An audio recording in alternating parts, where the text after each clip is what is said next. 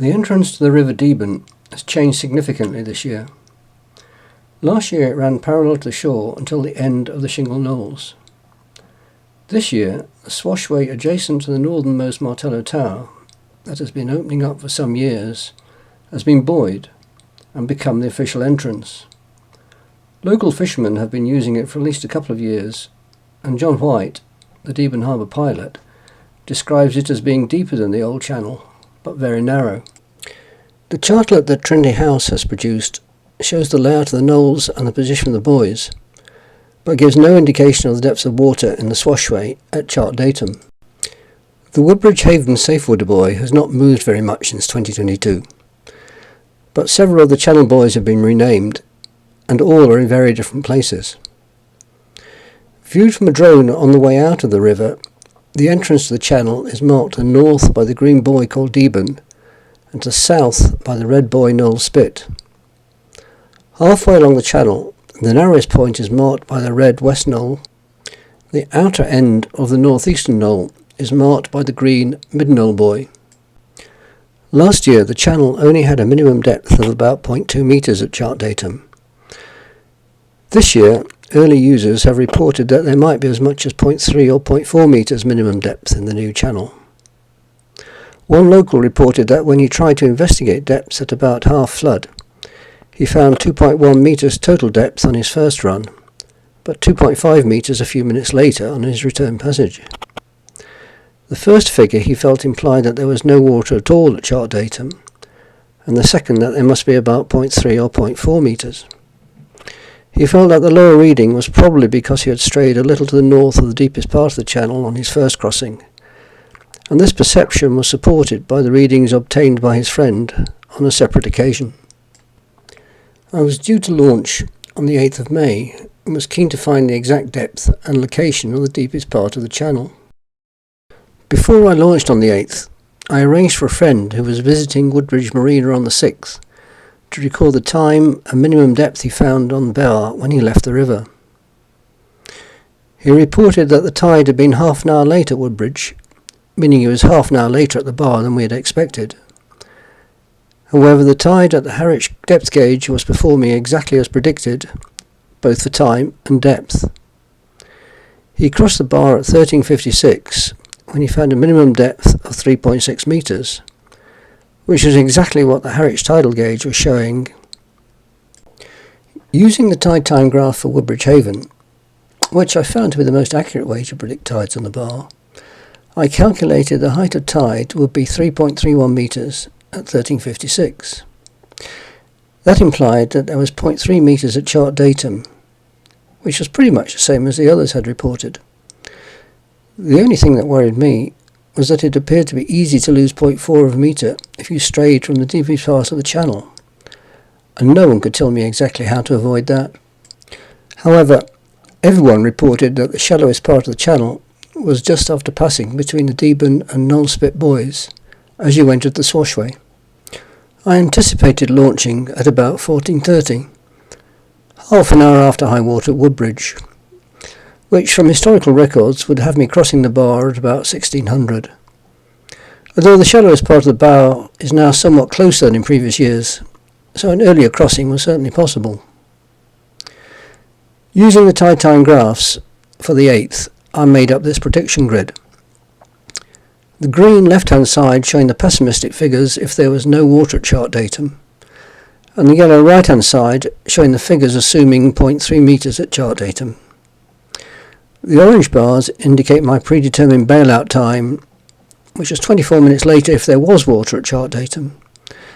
However, with no way of knowing if that was the case, my effective last time over the bar if I was to cross was 16:20, assuming the Harwich gauge didn't show any surge taking place. Being a bank holiday, there were only 3 boats launching from Larkman's Yard, and I was to be the second. The first boat was a yawl from Pym Mill, so she would be going almost to the same place as I was. However, she only drew 5 feet, and the owner was new to the river, so I couldn't rely on following her. Whilst the yawl prepared for sea, havoc was plucked from the depths of the yard and dropped over the sea wall.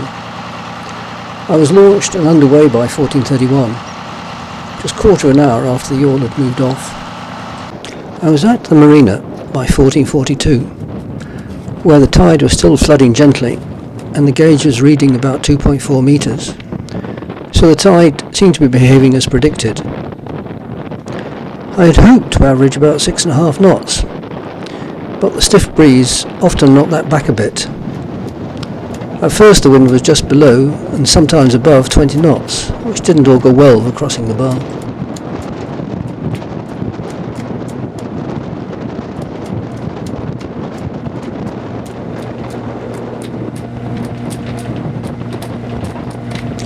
My standard advice for using loader's cut is that if there is enough water for your boat to pass over the marina sill, there is enough water for her to go through loader's cut. This year that advice still appears to hold true, although when I went through, the right hand side of the way out was not as well marked as I remember, and to start off with I had to estimate my position in the channel just from the withers on my left.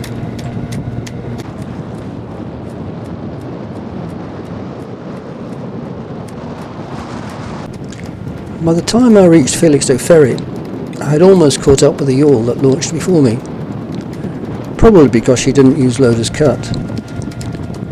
Now the horse of the sailing club has almost disappeared.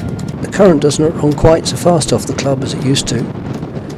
In previous years I would have expected about 4 knots here, but this year it was only about 2.5.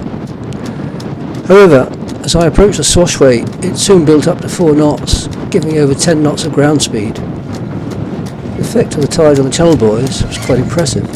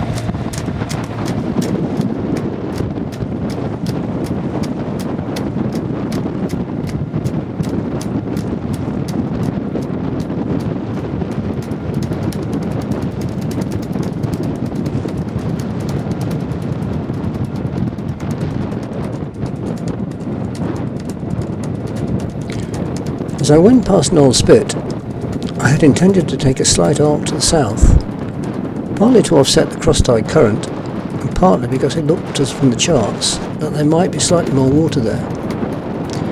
However, I was concentrating on filming when I noticed that in my viewfinder the indicated depth was down to 2.6 metres.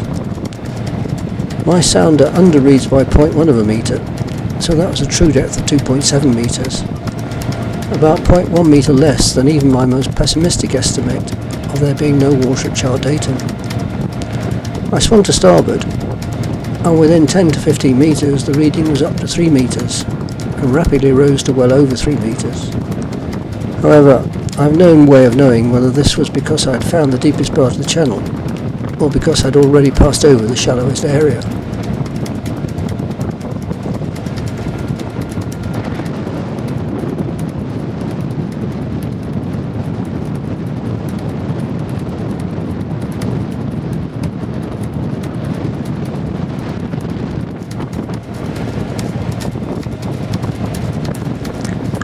Watching West Knoll Buoy, the water deepened, and I anticipated being swept to the north by cross-tide current, but that didn't happen.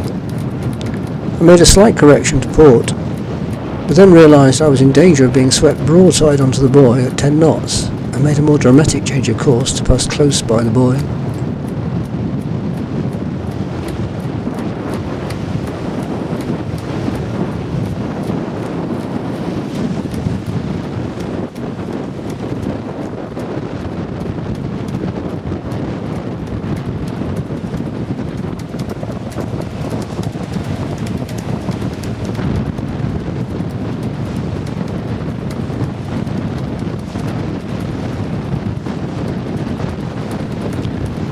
Once past West Knoll, the water was still deep, and the cross-tide effect began to come into play, washing me north towards Mid-Knoll Buoy. The yawl, which had stayed further north, was now having to stem the cross-tide current, and in the choppy conditions was bouncing up and down and slowing considerably. As we neared Mid-Knoll, the depth shallowed again to about 3.4 metres, until it went up as we cleared the channel.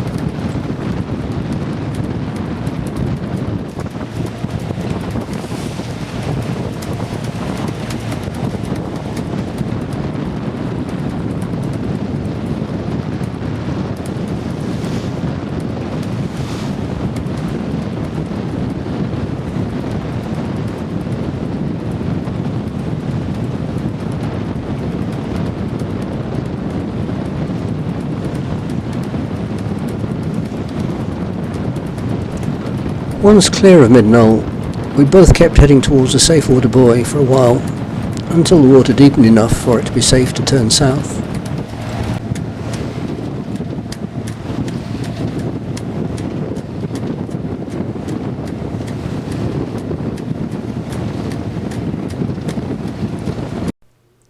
So what did I learn from all this? I crossed the bar at 15:52, so the journey from the marina to the bar is now shorter than it used to be. It took me 1 hour 20 minutes from the boatyard and 1 hour 10 minutes from the marina. I found a least depth of 2.7 metres, which was 0.1 metre less than even my pessimistic prediction. Edging south soon got me into depths I'd been expecting if they'd been 0.3 metres over the bar at sharp datum. But without further passages, it's impossible to say if the bar is awash at sharp datum or whether there's a deeper groove with 0.3 metres remaining. Until someone can demonstrate a way of staying in the deep water groove, if it exists, the only safe thing to do for the moment appears to be assume you will not find it and that the channel will be awash at chart datum. I've added my estimated track and depths to the Trinity House chartlet. I've also tried to indicate where these depths were on the drone views. If you wish to reduce those to chart datum, deduct 2.8 metres. Remember that while the indicated depths are accurate to within 0.1 of a metre, their positions are estimates, and the figure of 2.8 to reduce to chart datum is based on tide times predictions of tidal height. That is to say, they're not an actual measurement at low water. Some say that the Harwich tidal gauge gives a good approximation of the depths you will find on the Deben Bar. The gauge is certainly useful in finding out if there's any surge present, but it should be used with caution when assessing total tidal depth. The range at Harwich is much greater than at the bar, and it takes no account of changes in depth at chart datum. If there are 0.3 metres at chart datum on the bar, and you can find that channel, then yes, for the moment, the Harwich gauge gives a good approximation of the depth you'll find at Deben Bar at the times we are likely to be most interested, i.e. a couple of hours before and an hour or so after local high water. It wouldn't be difficult for someone to find out if such a deeper channel does exist. But you have to remember that any such data will only be valid until the next hefty gale, at which point the shingle banks may well move again.